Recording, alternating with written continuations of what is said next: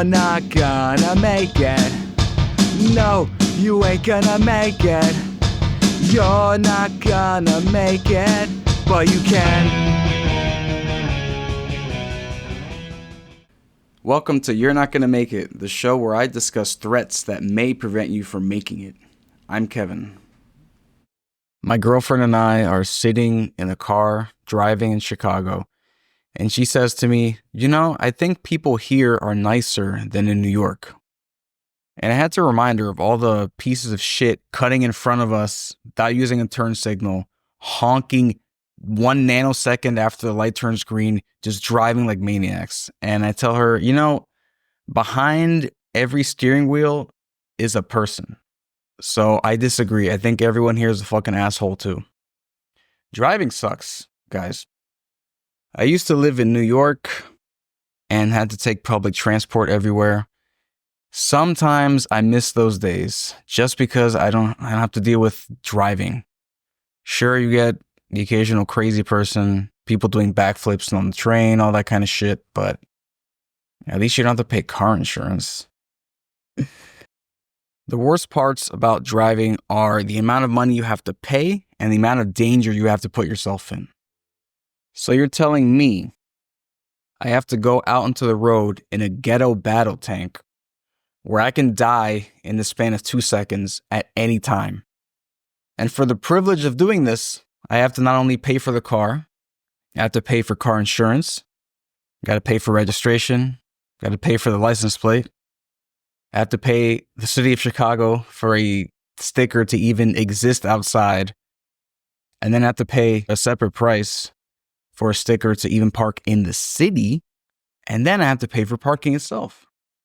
And God forbid I get to a parking garage after 9 a.m., then the price is going to be like $80 for the day. Doing the math, I don't think it's worth it. Now, of course, if you're not paying all that money, you're going to have to pay with time to get on public transport, which is dog shit in Chicago. The trains aren't too bad. It's more the people on the trains that suck. The buses suck, though. You ever heard of a phantom bus where you check the bus times, the bus app, whatever? It says a bus is coming at 12:42. It's 12:47. The bus hasn't come. I just completely missed that time entirely. That happens all the time. I would have loved to take the bus to go to work in my previous job, but it just never came. So I had to walk my ass like 15 minutes to the train, which is fine. But it'd be cool if I had an option. Now I have to drive to work and people suck. I really hate people. Chicago is known for its gun violence, but I'm surprised there aren't more shootings because apparently everyone carries a gun here.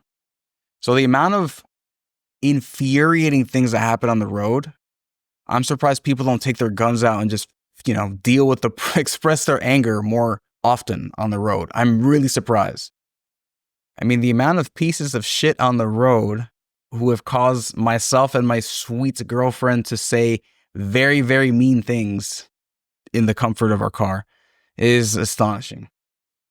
Now, everyone who says that everyone on the road is an idiot probably thinks they're the best driver in the world.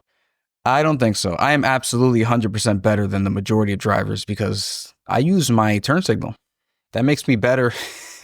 I actually stop at stop signs when people are not around. I'm better than the vast majority of drivers, but I'm not the best. There are people who are much better than me, for sure. I haven't met them, but they exist for sure. So I don't say this to say I am vastly superior to every single driver on this planet. Just most, not all. Do you know what these people actually believe? There was an event recently where, there's a lot of people involved. I had a friend hitch a ride with someone else, right? Because we had limited space in the car. We all had to drive in separate cars, basically. Carpooling, right? So my friend in the other car was noticing that the driver was not using their turn signal. They were driving like a fucking maniac. And my friend asked them, hey, how come you don't use your turn signal ever? You know what the driver said? Well, I mean, they should know what I'm doing. It's kind of obvious. That's what these fucking idiots believe. They believe that everyone drives like a fucking asshole, and they know this, so they understand what's going to happen. That's what these people actually believe. Now, there's a small truth to this. I expect everyone to take. Now, you probably didn't notice this because of the editing process, but I had to pause for a bit because there was a car horn honking for a legitimate 11 seconds outside. So that's cool.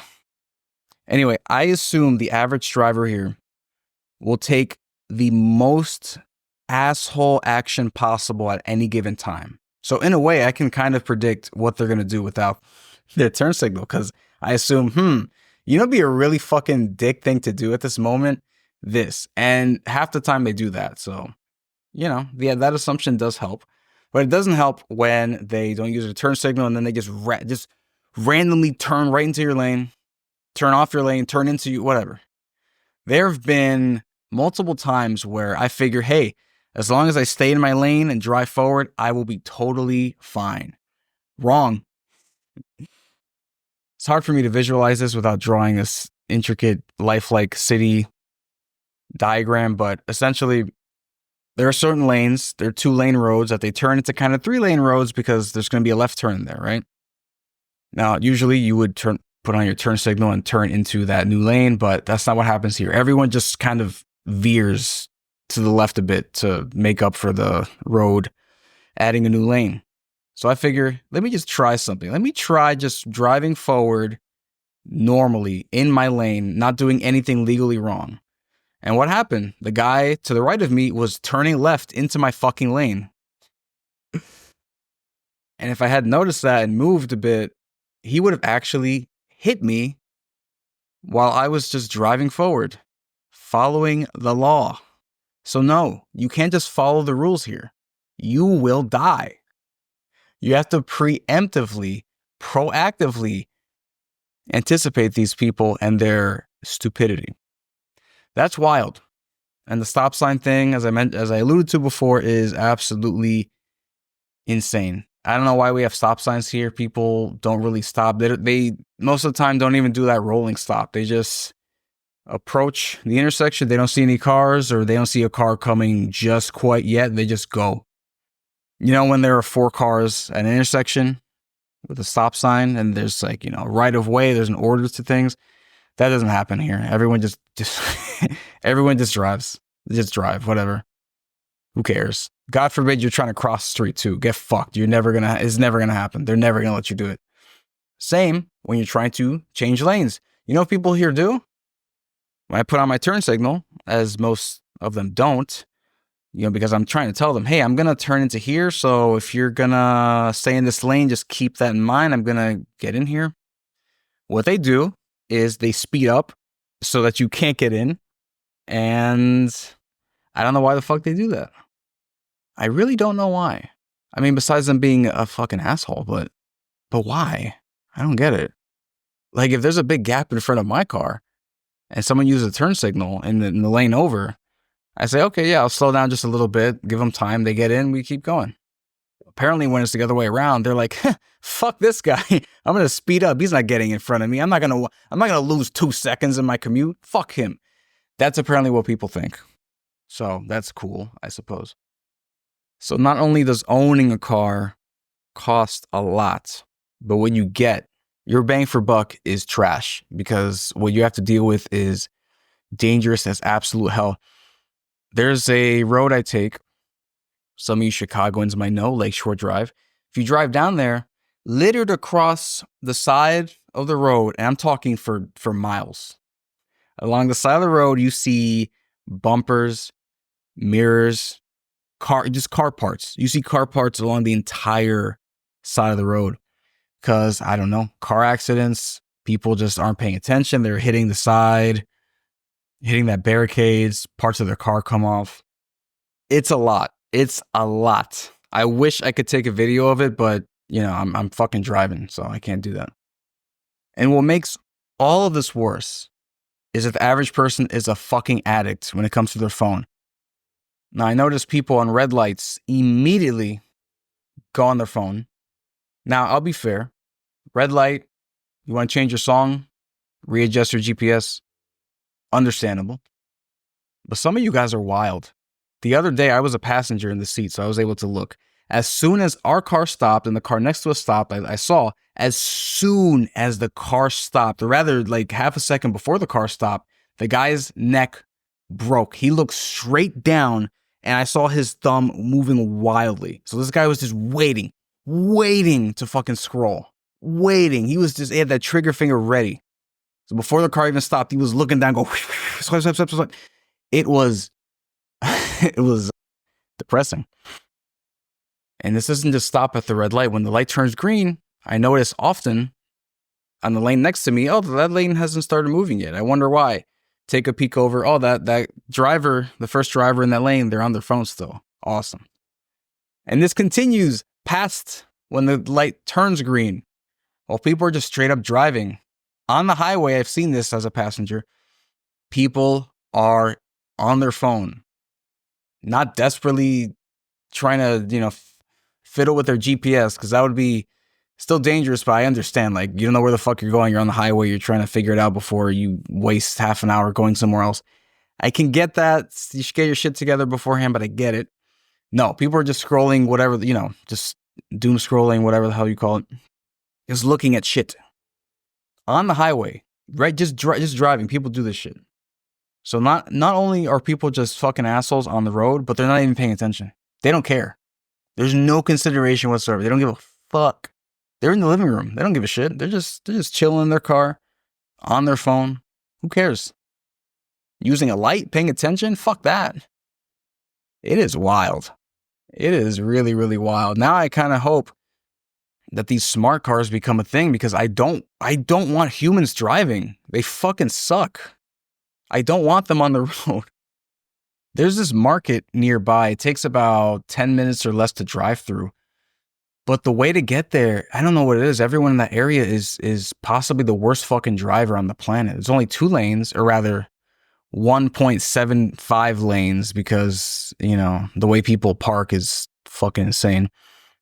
And on that sub 10-minute drive, I almost fucking died, because people were just swerving, coming in and out of lanes, just doing the worst, most unpredictable shit. And from that moment forward, I'm like, you know what? This market is on Instacart. Let me actually use that. And that is why I started using Instacart, because I don't want to fucking die to get food. If you think I'm exaggerating or being a little baby about it, you probably suck dick at driving. And I stand by that. You probably do. Because if you don't realize what people are doing, if you think, you could pass the stop sign sometimes. You don't need your light every time. You can't drive. I'm sorry. Those are the most basics. You don't got the basics, you can't drive. Simple as that. I'm going to give you some numbers here. Over 38,000 people die in car crashes every year in the US. That seems kind of low from what I've seen. But yeah, maybe. Transportation makes up 29% of US greenhouse gas emissions, so that car pollution is fucking up the ozone layer. Remember during COVID when people weren't driving and companies weren't doing much, and the ozone layer was like repairing itself for a bit? That was pretty cool. But no, we got to go back to the office, of course. So the average cost of car ownership is $9,000 per year. That's probably taking into account car payments, insurance, all this other kind of shit. 9,000 is a lot. 76% of Americans drive alone to work. And why this number is important is because that's what makes up traffic. Every one person adds one new car. Imagine carpooling were more common of a thing. You remove, 4 other cars off the road.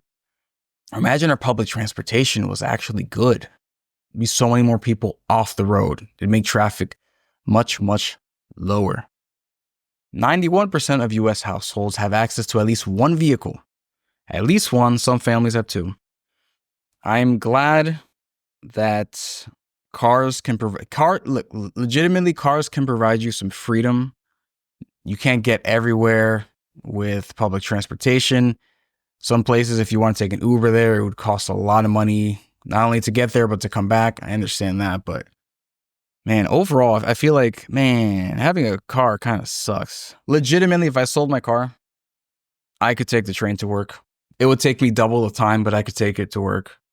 Again, Instacart, use the money I got from selling the car to get Uber now and then. Use the money I would save from insurance, registration, everything else to, Now that I'm doing the math, should I?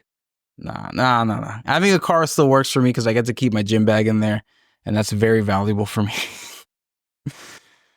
And I get to carry stuff around there. That is very helpful to carry stuff around if you have to do that.